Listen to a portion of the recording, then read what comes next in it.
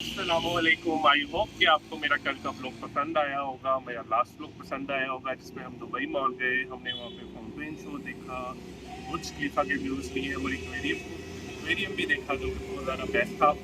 है जेबिया बीच भी हमारा हो गया कवर और उसके बाद हमने अपना डे को किया एंड है।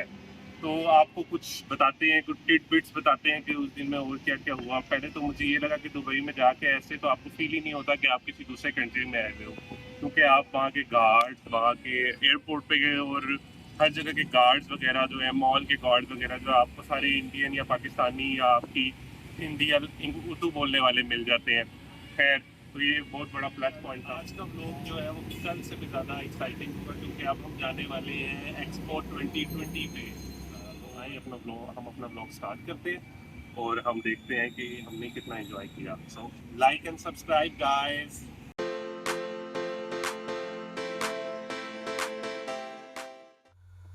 ये जनाब हम निकल गए हैं दुबई एग्जीबिशन सेंटर की तरफ जहाँ पे था एक्सपो 2020। और मज़े की बात ये थी कि हमें एमिरेट्स की तरफ से जो फ्री पास मिला था उसमें हमारा आज का पूरा दिन जो था वो फ्री था। एक्सपो के गेट पे पहुंचने पे हमें डिफरेंट कंट्रीज़ के फ्लैग नज़र आए जिन्होंने इधर एक्सपो में पार्ट लिया था, और यहाँ पे लोग एक्सपो के लोगों के साथ बहुत सारी पिक्चर्स खिंचवा रहे थे और बहुत से लोग पहुंच रहे थे। तो खैर हमने भी अपनी एंट्री करवाई, थोड़ी सी सेल्फीज ली, पिक्चर्स ली और हम पहुंच गए एक्सपो 2020 के अंदर।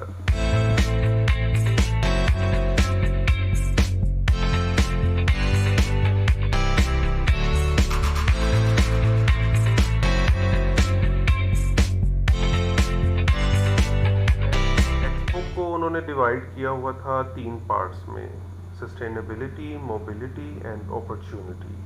सबसे पहले तो हम गए अलिफ द मोबिलिटी टावर में, जहाँ पे यूएई ने अपनी हिस्ट्री बताई हुई थी कि वो किस तरह हिस्ट्री से प्रेजेंट तक आए हैं और प्रेजेंट से उनके आगे क्या गोल्स हैं। मतलब किस तरह वो ज़माना कदीम से साइंस में तरक्की करते हुए प्रेजेंट पे आए हैं और प्रेजेंट से आगे उनके साइंस में और क्या क्या करने के इरादे हैं।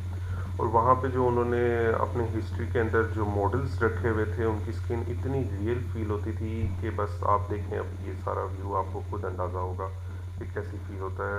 فما ترانا إلا نسلك دروب من جاءوا قبلنا كي نمهد طريقا لمن سيأتي.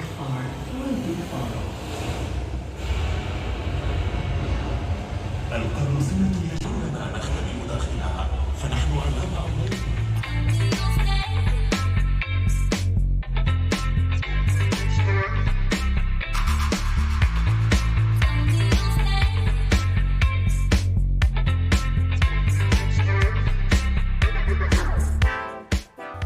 ये थी हिस्ट्री। और फिर आप देखेंगे, मतलब आप जिस पे चल रहे हैं, जो दीवार है वहाँ पे सारी स्क्रीन्स लगी हुई हैं जो कि सारी टच है। फिर आप उसको, मतलब ऐसे आप हिस्ट्री से हाथ लगाते हैं, ऐसे फ्यूचर में जाते हैं और स्क्रीन्स टच करते हैं जो कि सारी टच होती है, और फिर वो आपको अपने साइंस वर्ड से इंट्रोड्यूस कराते हैं जो कि बहुत फैंटास्टिक है।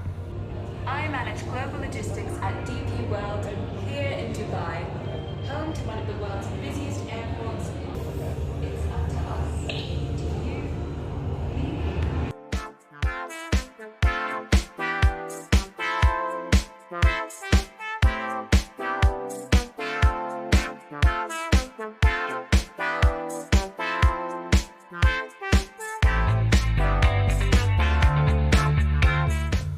आपने देखा ही है कि कितना ज़्यादा एक्साइटिंग था और कितना ज़्यादा मार्वलस था कि आपके चारों तरफ स्क्रीन्स हैं, हर जगह जाके स्पीकर दूसरे हैं, वो आपको बता रहे हैं कि ये होना है, ये होना है, ये हो रहा है, ये हो रहा है।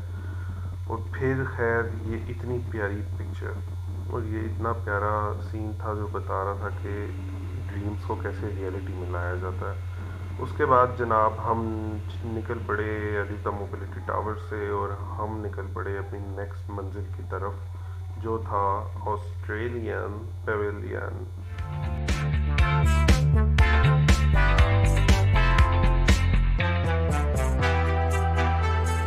ऑस्ट्रेलियन पेविलियन वालों ने हमें बहुत वार्म हार्टेडली वेलकम किया और वो हमें एक रूम में ले गए जिधर हमारे ऊपर जो सारी रूफ थी वो सिर्फ़ और सिर्फ एक स्क्रीन थी, जहाँ पे उन्होंने हमें सारा मतलब ऑस्ट्रेलियन कल्चर कह लें या हमें समझ कुछ नहीं आई कि उन्होंने हमें क्या दिखाया, बस कभी वो स्टार्स पे चले जाते थे, कभी कैंगरू पे चले जाते, कभी जंगल में चले जाते थे, और इस तरह का सीन था कि प्रोजेक्शन टाइप की सारा उन्होंने ना चीज़ बनाई हुई थी।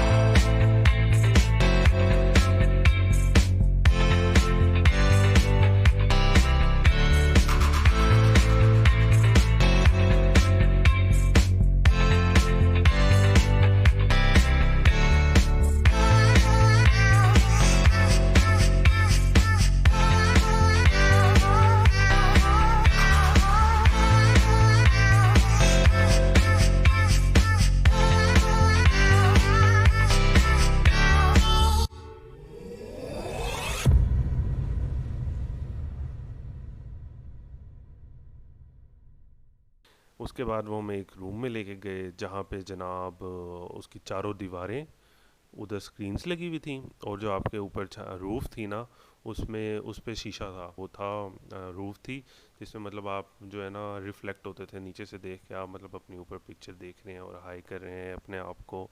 सो ये था ऑस्ट्रेलियन पेविलियन। बस सारा का सारा जो है ना प्रोजेक्टर वाला सिस्टम किया हुआ था, तो हमें कोई इतना ख़ास पसंद नहीं आया, लेकिन ओके हमने अच्छा एंजॉय किया।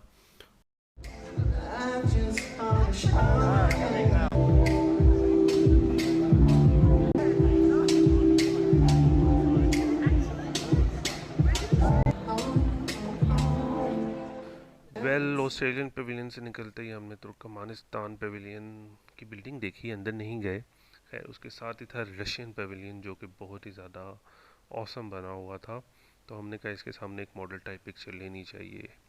ये लेते ही हम चलते चलते एक्सपो सेंटर के मिड में पहुंच गए, जहाँ पे था एक ब्यूटीफुल डोम। खैर ये डोम बहुत ज़्यादा औसम बना हुआ था, और ये रात के टाइम आप देखना कि कितना औसम हो जाता है। एक्चुअली आप इसको समझ लें कि ये एक प्रोजेक्टर की स्क्रीन है, इस पे चीज़ें प्रोजेक्ट होंगी। खैर डोम को थोड़ा सा एंजॉय किया, थोड़ी सी फील्स ली, और फिर हमने जाना था पाकिस्तान पेविलियन की तरफ, तो पाकिस्तान पेविलियन की तरफ हम निकल पड़े। लेकिन डोम के बिल्कुल साथ ही था हमारे यूएई पेविलियन, जो कि बहुत ही ज़्यादा प्यारा था, लेकिन वो किसी वजह से बंद था, तो हमने इसको कहा कि थोड़ा मिस कराओ।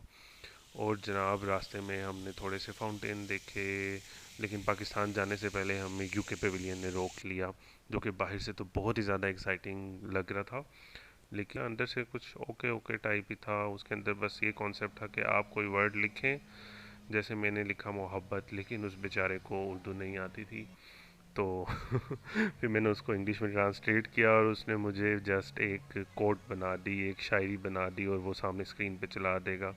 तो और हमने यूके पेविलियन के अंदर एंटर होने के लिए आधे घंटे की लाइन में वेट किया था, और मुझे बड़ा अफसोस हुआ कि अंदर बस ये था। खैर फिर हमने पाकिस्तान पेविलियन की तरफ सफ़र जारी रखा।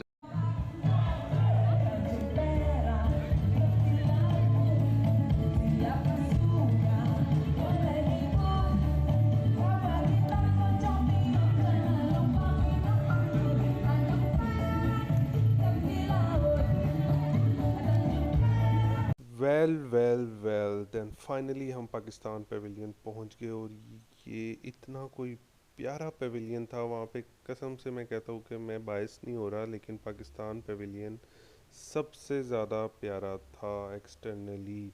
It was totally A work of art.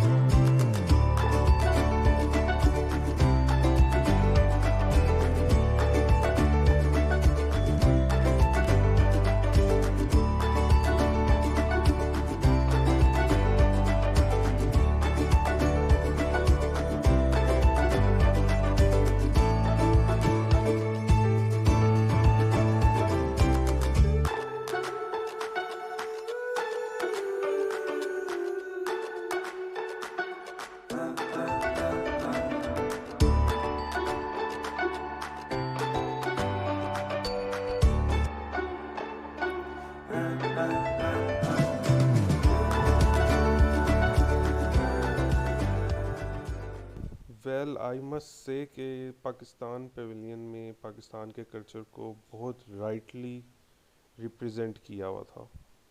वहाँ की सारी हिस्ट्री, नमक, पोट्री, सब कुछ था वहाँ पे। तो हमने बस थोड़ी सी स्क्रीन पे पाकिस्तान के लिए अपना प्यार छोड़ा और हम फिर निकल गए आगे।